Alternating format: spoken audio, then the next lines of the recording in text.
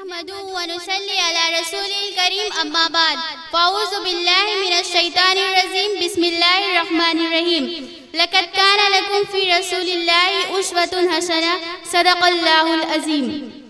نگاہ عشق و مستی میں وہی اول وہی آخر، نگاہ عشق و مستی میں وہی اول وہی آخر، وہی قرآن وہی فرقہ وہی یاسین وہی طٰہٰ۔ قابل قدر اساتذہ کرام اور معزز سامعین، السلام علیکم ورحمۃ اللہ وبرکاتہ۔ آج کی اس پرنور محفل میں میری تقریر کا عنوان ہے سیرت محمدی صلی اللہ علیہ وسلم کا پیغام۔ امید ہے کہ آپ حضرات میری بات پر غور سماعت فرمائیں گے۔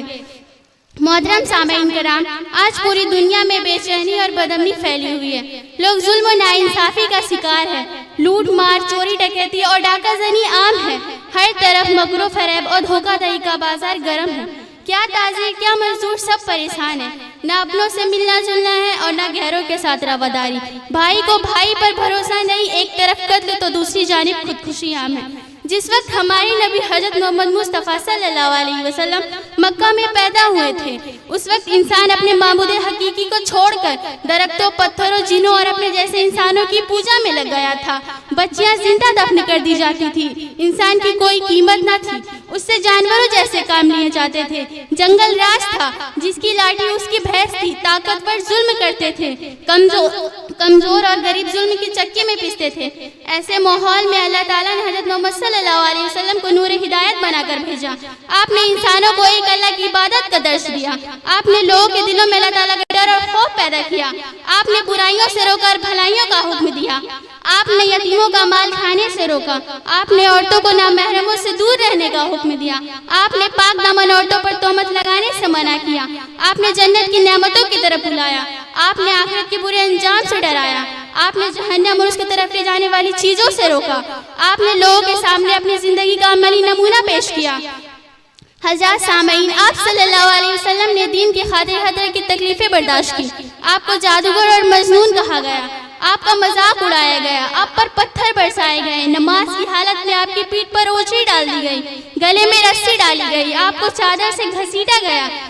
آپ نے اسلام کی خاطر مکہ کو چھوڑ کر مدینہ کی ہجرت کی۔ ان تمام تکلیفوں کے باوجود آپ نے فتح مکہ کے موقع پر دشمنوں کے لیے عام معافی کا اعلان کر دیا۔